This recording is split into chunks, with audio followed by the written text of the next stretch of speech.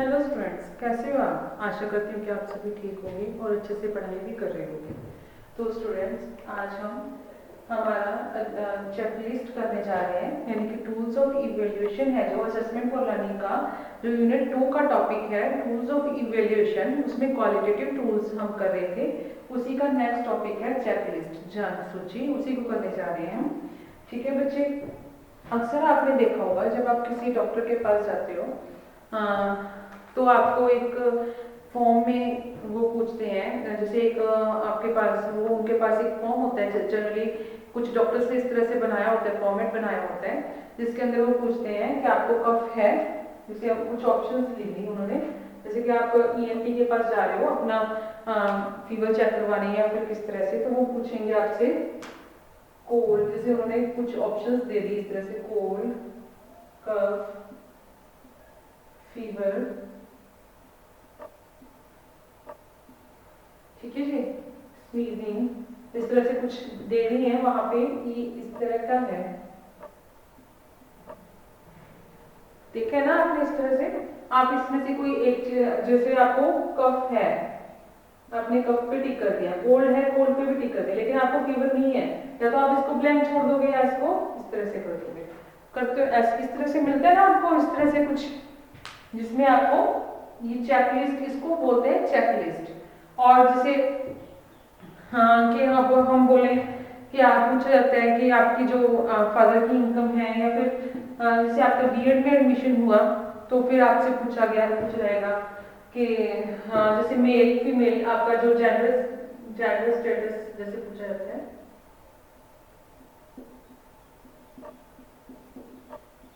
Mail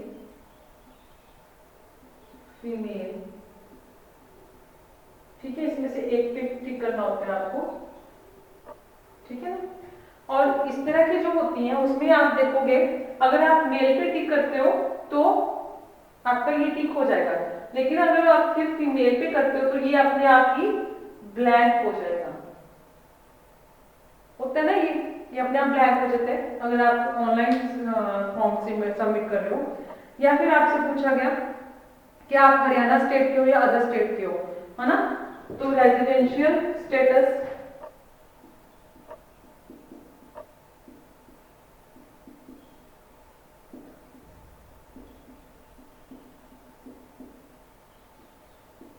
Haryana, जब आपका अभी आपने फॉर्म भरा होगा जब बीएड का, तो आपको ये पूछा गया होगा,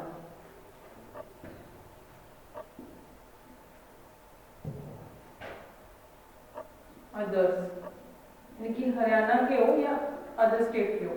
अगर आप यहाँ पे टिक करोगे और लेकिन उसके बाद आपको लगा कि मेरे गलत, मैं तो हरियाणा का रहने वाला नहीं हूँ, मेरे से गलत हो गया, आप इस पे टिक करोगे तो ये क्या होगा, अपने आप ब्लैंक हो जाएगा।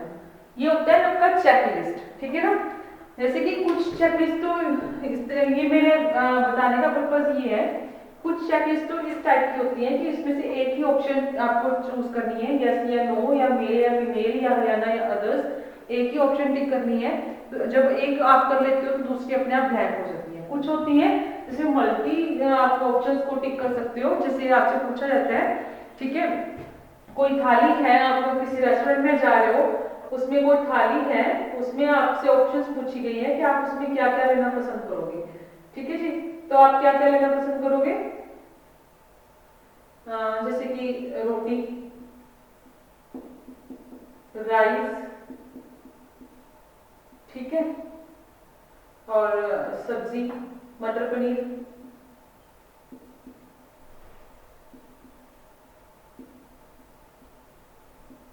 और दाल, पापड़, सैलेड, ठीक है। इसमें से आपने ऑप्शंस पिक करनी है, तो ये मल्टी चॉइस हो गया। अभी आपको चाहिए, हाँ जी, हमें रोटी तो चाहिए चाहिए, हम मटर पनीर की सब्जी खाएंगे, हमें राइस नहीं चाहिए, हमने इसको ब्लैंक छोड़ दिया, हम दाल नहीं खाते हैं, हम इसको भी ब्लैंक छोड़ दिया, हमने पापड़ चाहिए, हमें सलाद चाहिए, सैलेड चाहिए। तो हम क्या करेंगे इस तरह से, ये चेकलिस्ट होती है, कुछ अलग अलग प्रोफेशंस के अंदर अलग अलग सर्वेस के अंदर अलग अलग तरह की चेकलिस्ट होती हैं जिसको आपको टिक करके, जस्ट टिक करके आपको अपना जो है आंसर्स करने होते हैं। ठीक है जी। तो ये होता है हमारा चेकलिस्ट, जिसे हम जांच सूची कहते हैं हिंदी में, कि कुछ जांचने के लिए सूची बना दी गई है, उसको कुछ चीजों को जांचने के लिए हमने सूची बनाई है। उसके अंदर हम जो रिस्पोंडेंट है, उत्तरदाता है, वो उसको किसी ऑप्शंस को टिक करके उस सूची में से कुछ चीजों का चयन करके हमें इंफॉर्मेशन प्रोवाइड कर रहा है, हमें सूचना दे रहा है। ठीक है स्टूडेंट्स, चेकलिस्ट क्या है आपको समझ आइए। अभी हम उसकी कर रहे हैं टाइप्स ऑफ चेकलिस्ट।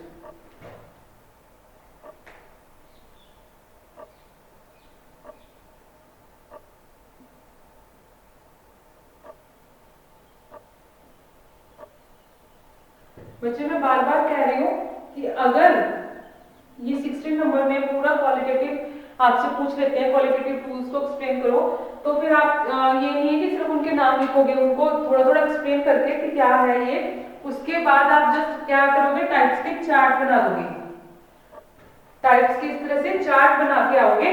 ठीक है, उसको आगे एक्सप्लेन करने की जरूरत नहीं है। अगर बहुत लेंथी क्वेश्चन बन रहा है आपका, उसको आगे नहीं एक्सप्लेन करना है, बट आपको क्या करना है, इसके चार्ट बनाने हैं टाइप्स के। पिक्टोरियल रिप्रेजेंटेशन देख के आओगे तो इसका इंप्रेशन बहुत अच्छा पड़ेगा बच्चे, क्योंकि आपके जो एग्जाम्स होते हैं उसमें आपके नॉलेज तो मैटर करती है, उससे ज्यादा आपकी जो रिप्रेजेंटेशन है, जो आपकी प्रेजेंटेशन है, वो ज्यादा मायने रखती है कि आप उस अपनी नॉलेज को किस तरह से प्रेजेंट कर रहे हो सामने वाले के आगे, एग्जामिनर के आगे किस तरह से रिप्रेजेंट कर रहे हो, वो भी बहुत मायने रखते हैं। ठीक है बच्चे, तो आपका जो फर्स्ट है इसमें वो कौन सा है, सिंपल चेकलिस्ट, जिसे आप हिंदी में बोलोगे साधारण जांच सूची।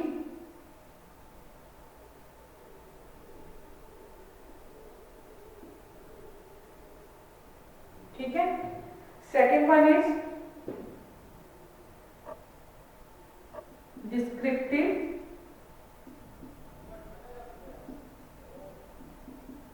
चेकलिस्ट, जिसे आप हिंदी में बोलोगे विवरणात्मक जांच सूची।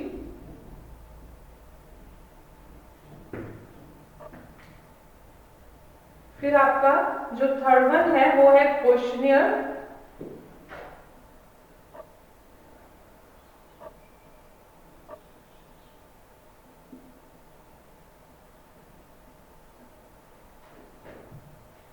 क्वेश्चनियर चेकलिस्ट,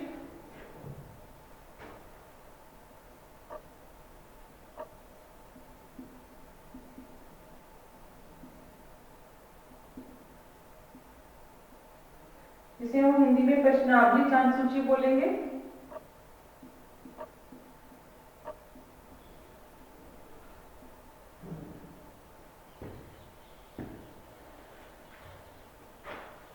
फोर्थ जो आपका होता है वो है आपका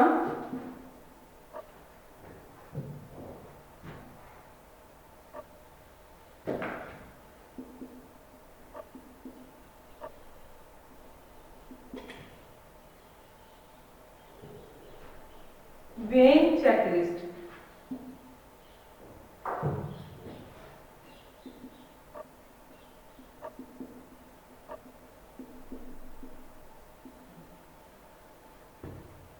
जिसे आप हिंदी में भार जांच सूची भी बोलोगे, भार भी बोल सकते हो इसको, वेटिंग भी बोल सकते हो इसको। ठीक है जी।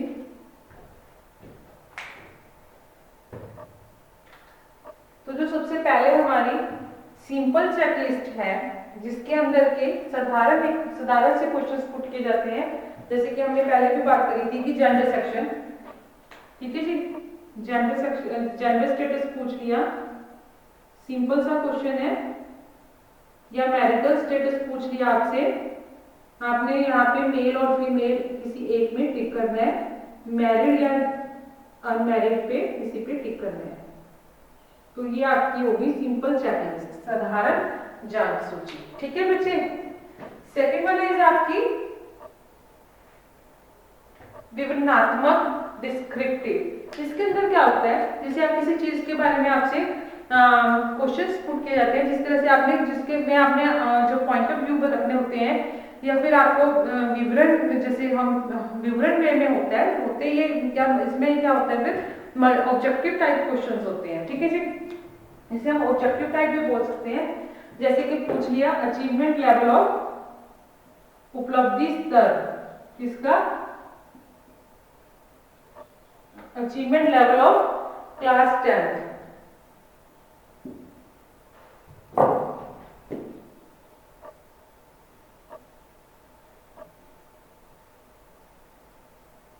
या किसी भी पर्टिकुलर क्लास का जिसका भी आप पूछना चाहते हो। ठीक है। नीचे ऑप्शंस हैं poor, very poor,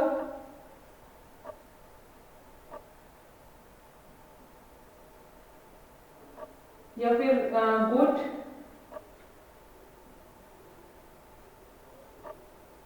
very good. तो ये जनरल क्वेश्चंस नहीं है, ये जो आपके है सिंपल चेकलिस्ट में जनरल क्वेश्चंस पुट किए जाते हैं, जिसमें जनरल आंसर होते हैं। लेकिन जो आपके डिस्क्रिप्टिव चेकलिस्ट है उसमें जनरल क्वेश्चंस नहीं होते हैं, इसमें आपके पॉइंट ऑफ व्यू पूछे जाते हैं, आपके इस तरह से questions, objective type questions put किए जाते हैं, जिससे आपके व्यू पॉइंट पूछा जाता है, आपसे पूछा जाता है कि एक डाटा कलेक्ट कर लिया जाता है इस वजह से कि देखें कि क्या जनरल व्यूज हैं, या फिर हम कहें कि जो इसके अलावा अगर किसान आंदोलन की एग्जाम्पल है, किसान आंदोलन की एग्जाम्पल मैं इसलिए ले रही हूँ क्योंकि आजकल बहुत फेमस है, आप सब देखते होंगे, अपने सोशल मीडिया पे देखते होंगे, न्यूज़ सुनते होंगे, न्यूज़पेपर में पढ़ते होंगे, तो बहुत जैसे इसके बारे में अगर आपसे पूछा जाए कि आपके अकॉर्डिंग किसान आंदोलन होना चाहिए या नहीं होना चाहिए, या किसान आंदोलन एक जो है क्रांति का ही एक रूप है, तो फिर उसके बारे में कि आप कितना रेटिंग कर रहे हो उसको, इस तरह से विवरणात्मक है कि किसी चीज के बारे में किसी रिजल्ट्स के ऊपर पहुंचना। ठीक है जी।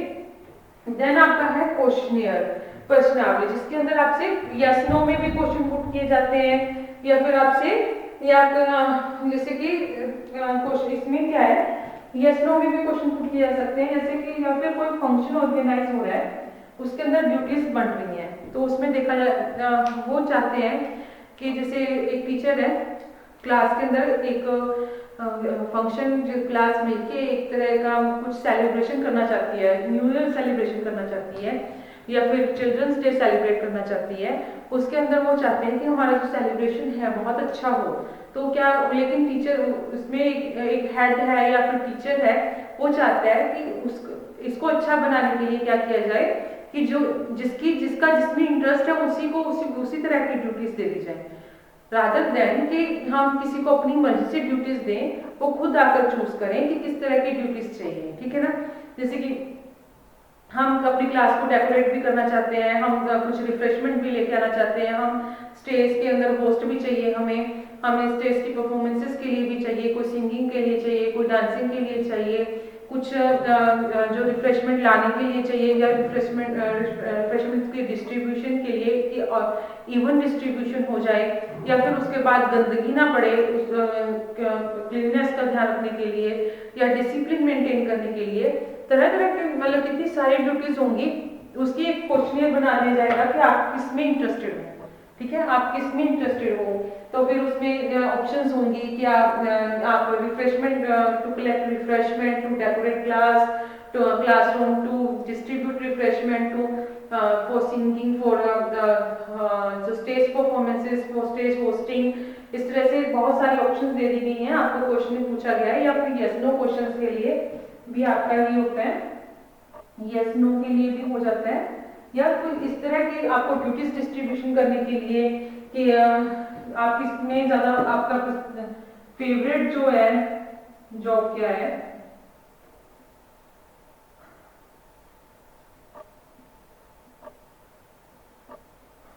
वर्स्ट फेवरेट जॉब, इस तरह से।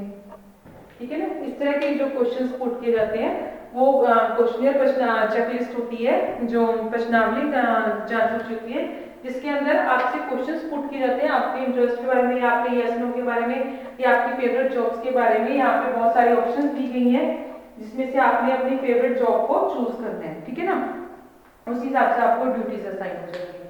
तो ये आपका हो गया क्वेश्चनियर चेकलिस्ट। उसके बाद है आपका वेइंग, जो है आपका चेकलिस्ट होता है जिसे बाहर जांच सूची कहते हैं। इसमें generally different different brands, different different companies करती हैं, या फिर हम ये कहें कि जैसे कि कोई सर्वे हुआ जिसके अंदर आपका फेवरेट कोल्ड ड्रिंक पूछा गया, योर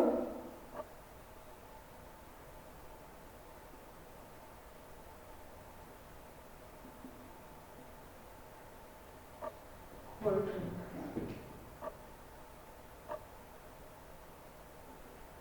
ठीक है। इसमें आपको बताया गया कोक, लिम्का, फैंटा, मिरिंडा,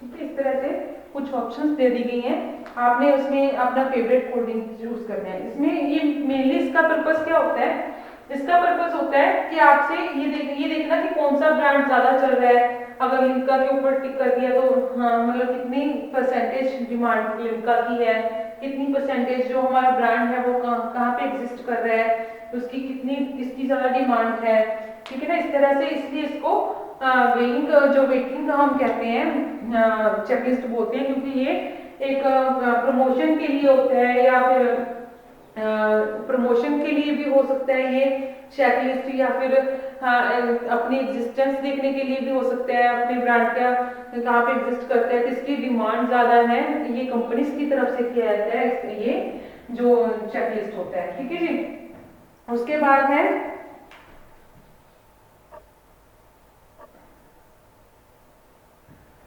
लेकिन जो क्वेश्चनियर जो होता है वो क्वेश्चंस पुट करने के लिए, जिस तरह से आपसे पूछा गया कि आपकी फेवरेट जॉब क्या है, आप कौन सा काम ड्यूटी लेना पसंद करोगे, योर फेवरेट ड्यूटी क्या है, या फिर आपका फेवरेट सब्जेक्ट क्या है, ठीक है। आप हाँ, या फिर कुछ इस तरह से कि आप किसान आंदोलन के समर्थक हैं या नहीं, या फिर वो देखना चाहिए कि किसान आंदोलन के जैसे यहाँ पे बात करें कि किसान आंदोलन में कितने लोग जाना चाहते हैं, किस तरह से हमारा सक्सेसफुल रहेगा या नहीं।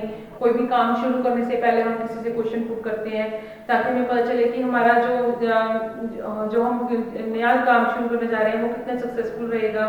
जैसे कि किसान आंदोलन शुरू करने से पहले भी तो उन्होंने आपस में किया होगा ना, आपस में बातचीत की होगी।